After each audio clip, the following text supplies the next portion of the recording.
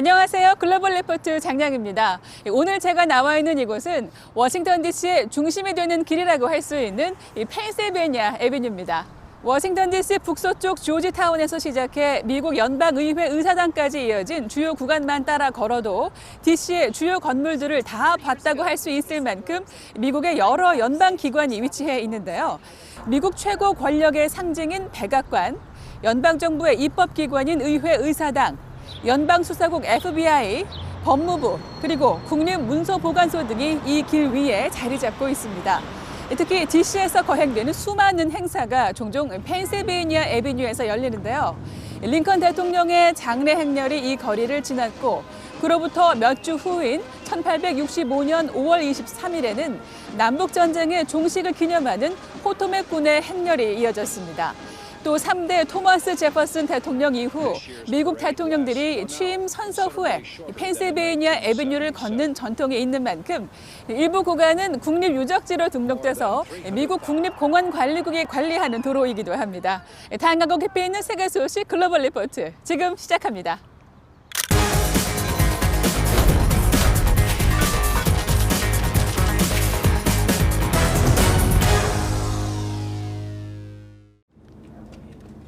이스라엘과 팔레스타인 무장정파 하마스가 서로 공격을 주고받은 지 열흘 만인 20일 휴전하기로 했다고 밝혔습니다.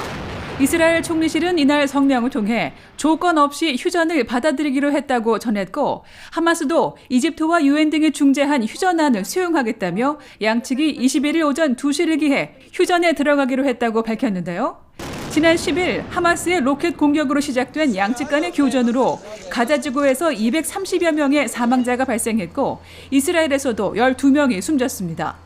조 바이든 미국 대통령은 그동안 베냐민 네타냐후 이스라엘 총리와 여러 차례 통화하며 휴전을 지지한다는 입장을 표명했습니다. 지난 2월 미얀마 군부 쿠데타 발발 후 800명 이상이 숨지고 4천여 명이 구금됐다고 미얀마 인권단체인 정치범지원협회 AAPP가 밝혔습니다. 그 사이 미얀마 화폐 가치는 폭락했고 실업률과 물가 상승률도 심상치 않은데요. 유엔 개발계획은 신종 코로나 바이러스 사태와 정치 위기가 함께와 미얀마 경제가 파탄에 직면했다고 밝혔습니다. 한편 지난 16일 미국 플로리다주에서 열린 미스 유니버스 대회에서 미얀마 대표가 무대 위에서 미얀마를 위해 기도해 주세요라고 쓰인 팻말을 들고 관심을 촉구해 눈길을 끌었습니다. 방역 모범국으로 꼽혔던 아시아 지역에서 최근 코로나 바이러스 신규 확진자가 급증해 이번 주 주요 관심사에 올랐습니다. 타이완과 싱가포르에서는 급격히 늘어나는 확진자 탓에 지하철 등 도심 곳곳에서 방역 조치가 이루어지고 슈퍼마켓에서는 생필품을 사재기 하는 시민들 모습이 포착됐습니다. 특히 타이완에서는 지난 한 주에만 1,000명에 가까운 신규 확진자가 발생해 사적 모임과 종교 행사 제한 등 조처에 이어 결국 국경 봉쇄 결정이 내려졌는데요. 차이잉원 타이완 총통은 7월 말까지 자체 생산한 백신을 공급하길 기대한다고 전했습니다. 지난 17일부터 이틀 동안 이주민 약 8천여 명이 북아프리카에 있는 스페인령 세우타로 불법 월경해 이번 주 주요 해시태그에 올랐습니다. 이주민 수천 명은 위험을 무릅쓰고 모로코에 인접한 세우타로 헤엄치거나 배를 타고 넘어왔는데요. 북아프리카 내 또 다른 스페인령인 멜리아에서도 최근 불법 월경 문제가 자주 발생하고 있습니다. 스페인 정부는 국경 강화를 위해 해당 지역에 군인들을 배치하고 국경을 넘은 수천 명의 불법 이주자 가운데 절반을 다시 모로코로 돌려보냈다고 전했는데요. 페드로 산체스 스페인 총리는 도시 안전이 최우선이라며 모로코 당국에 국경을 존중해달라고 촉구했습니다.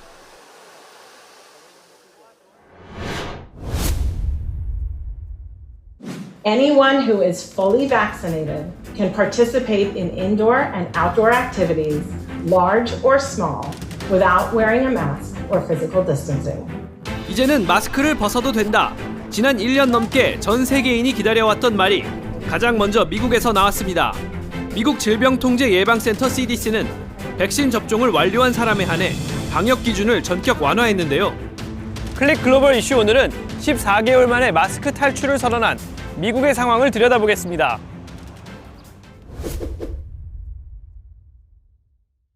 Well, today is a great day for America.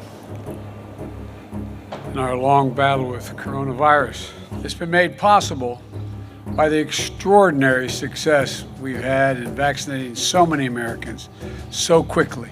CDC의 발표가 나오자 월마트나 코스트코 그리고 스타벅스 등지에서는 백신 접종자의 실내 마스크 착용 의무를 폐지했습니다. 한때 미국 팬데믹의 진앙이었던 뉴욕도 방역 규정을 대폭 완화했는데요.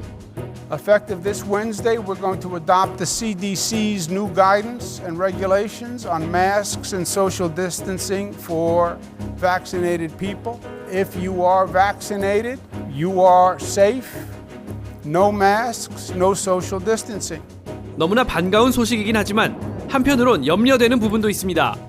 20일 현재 미국에서 백신 접종을 2차까지 완료한 사람은 전 국민의 37% 정도로 집단 면역 형성에 필요한 70% 선에 절반 수준밖에 미치지 못했고 백신을 맞지 못하는 어린이들 그리고 변이 바이러스의 출현 등 변수가 여전히 존재하는 상황인데요. I think that there's been a lot of confusion around the CDC guidance. Seems like in Chicago, everyone is still very confused because half of the people are wearing masks outside and half of them aren't. 이 때문에 미국 간호사 노조 연합은 CDC의 발표가 섣부르고 위험하다며 철회를 촉구했습니다. 게다가 절대 백신을 맞지 않겠다고 하는 백신 반대론자가 전체 인구의 약 25%에 달하는데 이들이 마스크마저 쓰지 않는다면 코로나가 재확산할 우려가 있습니다. I've always been against masks, and I think all their rules have been hypocritical and they've been confusing. In the Midwest, we pretty much just knew where we could go and it wouldn't really be enforced. So we stuck to those places. 보건 전문가들도 현재 상황에서 미국인들은 여전히 마스크 착용이 필요하다고 강조하는데요. 이에 따라 대다수의 자영업자는 영업장에서 마스크 의무화를 지속할 것이란 입장이라 CDC의 지침이 괜히 혼란과 갈등만 초래한 게 아니냐는 지적도 나옵니다. You can't tell by looking at somebody that they've been vaccinated. So the people that you're worried about the most are the anti-vaxxers that don't want to get vaccinated and have been a problem the entire time. So I'm worried that it's just going to cause more strife for me and my staff on a daily basis. 단 코로나 백신의 효력에 대해서는 이견이 없는 만큼 신속한 백신 접종이 가장 안전한 선택으로 보입니다.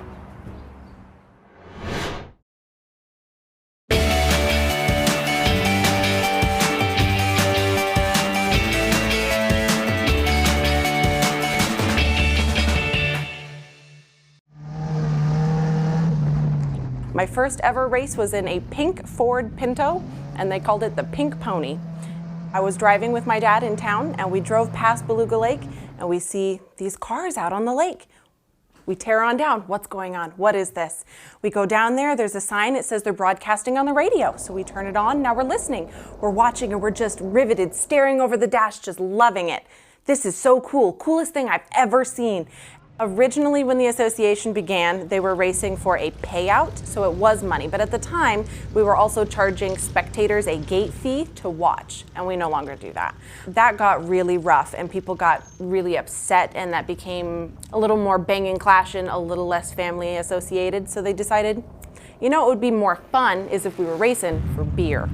And that was fun until it started to create a dangerous racing environment, because at that point then we had alcohol in the pits, and that kind of leads itself into some dangerous lanes, and we decided this can't continue.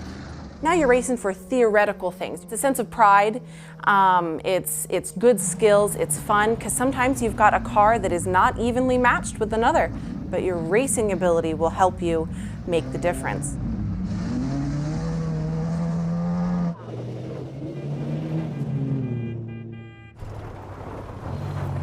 So for the season, we have a few prerequisites before we even bother putting anything on the ice. Before we take our cars out there with all of our tow vehicles, that's thousands and thousands of pounds for each person, for each set, we have to have a minimum of 16 inches of ice where our track is at. And the way that we do that is we usually take a chainsaw down, then we measure how far it is, but by the time we get down there to start racing, most of the time, you stick your blade down there and never hit water.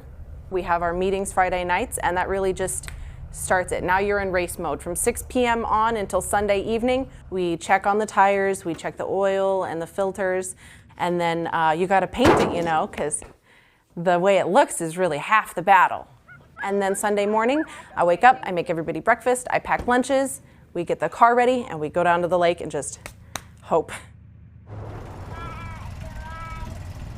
Yep, gotta get out the way. Oh, here she comes. Here comes the mama. And oh yeah.